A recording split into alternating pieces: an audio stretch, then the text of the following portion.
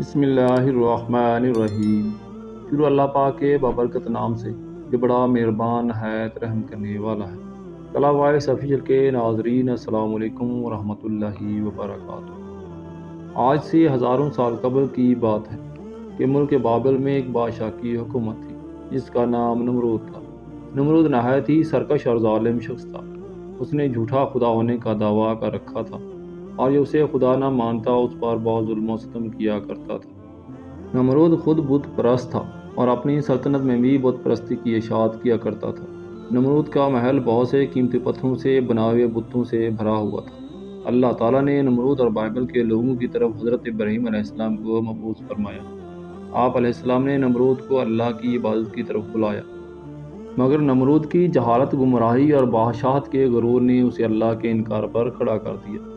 جب حضرت ابراہیم علیہ السلام نے کہا میرا اللہ تو وہ ہے جو زندہ کرتا ہے اور مارتا ہے، تو نمرود نے جواب دیا میں بھی زندہ کرتا ہوں اور مارتا ہوں۔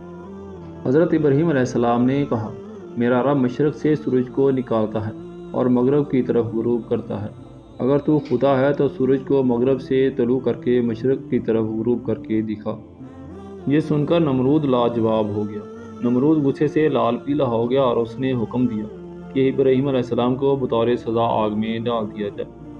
لہٰذا بابل کے لوگوں نے ایک خاص مقام پر لکڑیاں جمع کرنا شروع کر دی۔ جب لکڑیاں جمع ہو گئیں تو نمرود کے کارکنوں نے ان لکڑیوں کو آگ لگائی جس کی حرارت اتنی زیادہ تھی کہ کوئی بھی اس کے قریب بھی نہ جا پاتا تھا۔ جب حضرت ابراہیم علیہ السلام کو اس جلتی ہوئی آگ میں پھینکا گیا تو اللہ کے حکم سے وہ آگ ٹھنڈی ہو گئی۔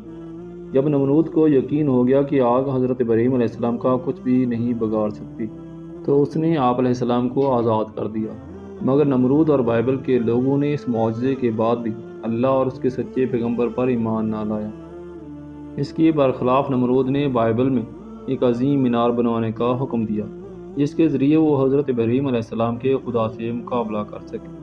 اس نے مزدوروں کو حکم دیا کہ اس مینار کو اتنی بلندی تک تعمیر کیا جائے کہ بادلوں تک پہنچ جائے تاکہ وہ آسمان کے خدا سے جنگ کر کے اس کی سلطنت کو بھی فتح کر لے۔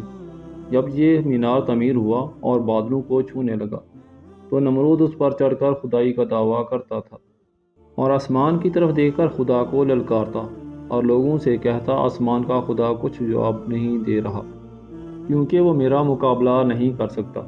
لہٰذا اس کو دیکھ کر نمرود کے پیروکاروں میں اور تیزی سے اضافہ ہو رہا تھا اور جوگ در جوگ لوگ اس کی آگے سجدہ ریز ہوا کرتے تھے۔ لیکن نمرود اس بات سے بے خبر تھا کہ بہت جلد وہ اللہ کے عذاب کا شکار ہونے والا ہے اور ایک سخت عذاب اس پر مسلط ہونے والا ہے۔ اللہ نے ایک فرشتے کو نمرود کے دربار میں بھیجا۔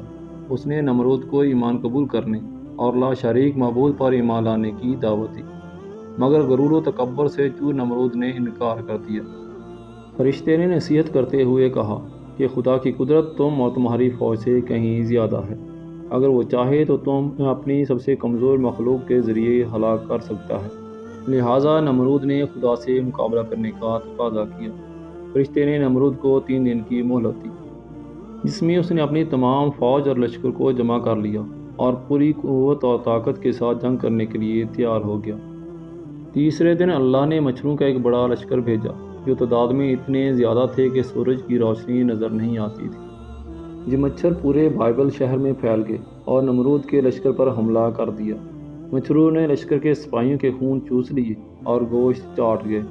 ان لوگوں کی صرف ہڈیاں باقی رہ گئیں۔ ایک مچھر نمرود کے ناک میں داخل ہو گیا اور ناک کے راستے دماغ میں گھس گیا اور مغز کھانے لگا۔ درد کی شدت سے نمرود پاگل ہونے لگا۔ اس نے اپنی تکلیف ختم کرنے کے لیے اپنے سپاہیوں کو سر میں جوتے مارنے کو کہا۔ جب یہ لوگ نمرود کے سر میں جوتے مارتے تو مچھر کاٹنا چھوڑ دیتا اور جب جوتا نہ پڑتا تو مچھر پھر کاٹنا شروع کر دیتا۔ حالت یہ ہو گئی کہ اب جو بھی شخص نمرود کے دربار میں آتا وہ اسے اپنے سر میں جوتے مارنے کے لیے کہتا، کیوں اسے 400 سال تک جوتے پڑتے رہے اور خدائی دعویٰ کرنے والا اتنی بڑی سلطنت کا بادشاہ ذلت کی موت مر گیا۔ محترم ناظرین، امید ہے آپ کو ہماری آج کی ویڈیو پسند آئی ہوگی۔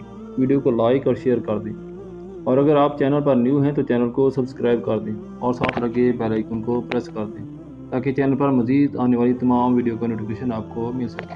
جزاک اللہ۔